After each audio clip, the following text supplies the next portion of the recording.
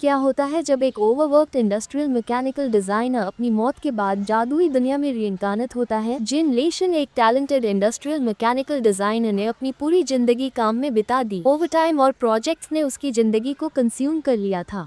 जब उसका दिल थकान के कारण जवाब देने लगा तो उसकी आखिरी सोच थी, मेरा नाम जिन लेशन है और मैं एक इंडस्ट्रियल मैकेनिकल डिजाइनर हूँ। मैं एक लग्जूरियस लाइफ जीने का सपना देखता था, लेकिन मेरी जिंदगी बस काम और संघर्ष में निकल गई और अब मैं मर रहा हूँ। लेकिन किस्मत ने उसके लिए कुछ और ही सोचा था। जब जिन की आंखें फिर से खुली, वो खुद को एक नई और अजीब दुनिया में पाता है, मैजिकल वर्ल्ड जहाँ पावर और पॉलिटिक्स का खेल चल रहा है। और यहाँ वो सिर्फ एक आम आदमी नहीं है, बल्कि एक टेरिटरी का लीडर है जो भूखमरी और गरीबी की मार झेल रहा है। ये नया जीवन एक श्राप है या वरदान? जिन सोचता है, लेकिन वो जल्दी ही फैसला करता है, मेरे पास जो इंडस्ट्रियल नॉलेज है मैं उसे यूज करके इस दुनिया को बदल दूंगा। जिन ने अपनी इन्वेंशंस और मैकेनिकल स्किल्स का यूज करके पहले खाद्य संकट को हल किया, फिर धीरे धीरे उसने अपनी टेरिटरी में इंडस्ट्रियल रेवोल्यूशन की शुरुआत कर दी। लेकिन तरक्की का रास्ता कभी आसान नहीं होता। उसकी इनोवेशंस ने पावरफुल एनिमीज को अट्रैक्ट कर लिया, जादूगर, राजघराने और यहाँ तक कि टायरेंट्स भी। तुम्हारे स्पेल्स और जादू का कोई मतलब नहीं, मुझसे डरो तुम मेजर्स। इंडस्ट्री की ताकत के सामने कोई नहीं टिक सकता। जिन गरजता है। इंडस्ट्रियल नॉलेज और मैजिक के इस अनोखे कॉम्बिनेशन के साथ जिन ने एनिमीज का सामना किया। उसकी बिजनेस एक्यूमेन और कॉम्बैट स्किल्स ने उसे हर मुश्किल को हराने की ताकत दी। लेकिन सवाल ये है, क्या जिन लेशन अपनी इंडस्ट्रियल एम्पायर को इस मैजिकल दुनिया में बचा पाएगा या उसके दुश्मन उसकी तरक्की को खत्म कर देंगे? इस कहानी में देखिए कैसे जिन लेशन अपनी स्किल्स से मैजिक और मशीन्स को जोड़कर एक नई लेगेसी बनाता है। ज्वाइन कीजिए उसकी journey, I build an industrial empire on the magic continent में, जहां हर पल है एक्शन, ड्रामा और इन्वेंशंस का धमाल। क्या होता है जब एक आदमी अपनी पुरानी थकी हुई जिंदगी छोड़कर जादू और अवसरों की नई दुनिया में जागता है? कहानी शुरू होती है इमरजेंसी रूम के हड़कंप से। डॉक्टर्स जिन लेशन की जान बचाने की कोशिश कर रहे हैं।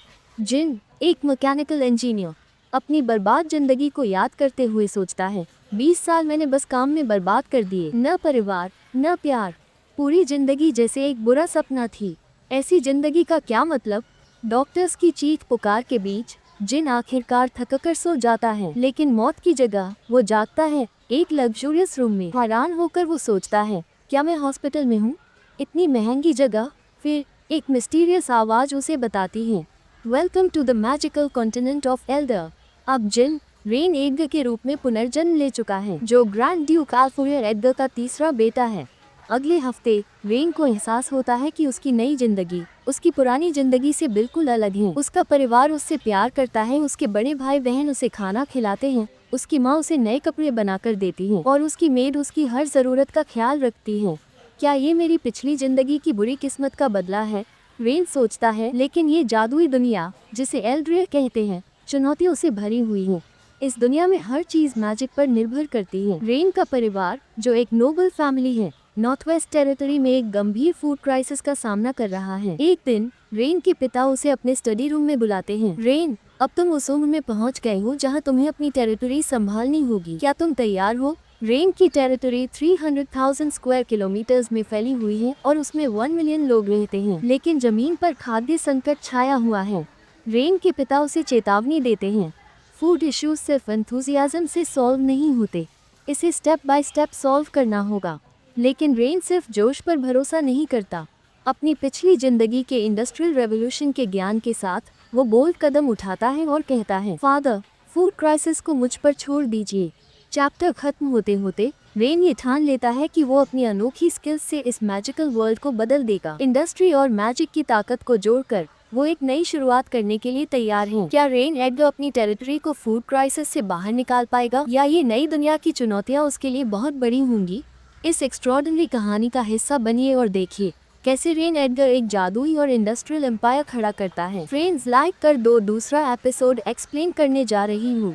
एक ऐसी भूमि जहाँ युद्ध ने सब कुछ तबाह कर दिया। एक युवा राजकुमार जिसने इसे फिर से खड़ा करने की ठानी है।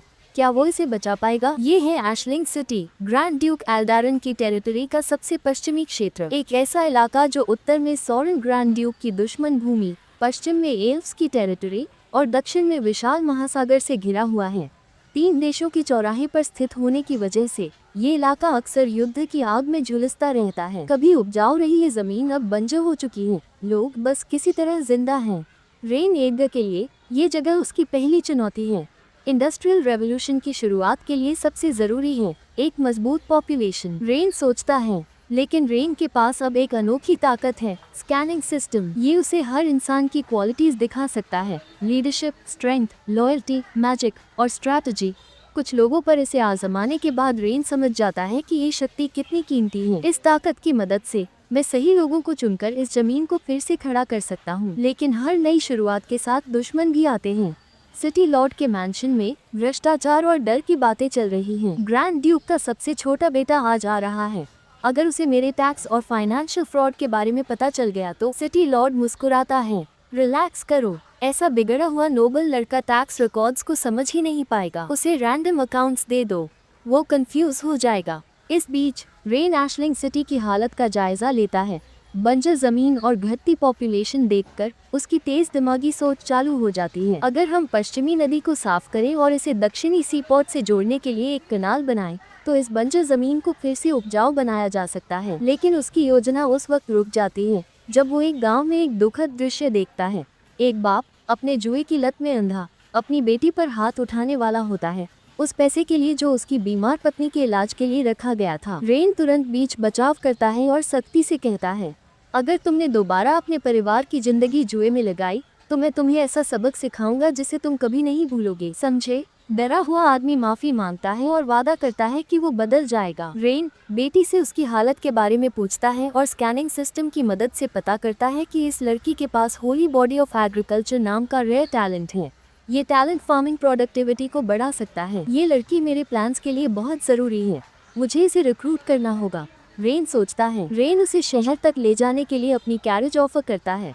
लड़की झिझकते हुए कहती है, मैं बहुत गंदी हूँ, आपकी कैरेज खराब हो जाएगी। रेन मुस्कुराता है, ये बस लकड़ी का बना एक साधारण वाहन है, गंदगी से कोई फर्क नहीं पड़ता। तुम्हारी माँ का इलाज ज्यादा जरूरी है।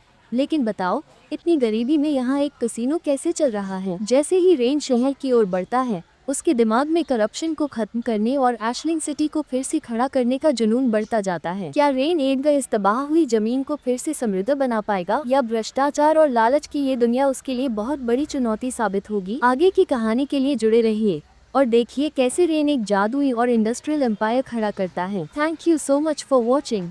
अगर आपको वीडियो पसंद आई तो लाइक करना, शेयर करना और मेरे चैनल को सब्सक्राइब करना मत भूलना और बेल आइकॉन दबाना मत भूलिए ताकि आपको हर वीडियो की नोटिफिकेशन मिल पाए। मिलते हैं नेक्स्ट वीडियो में।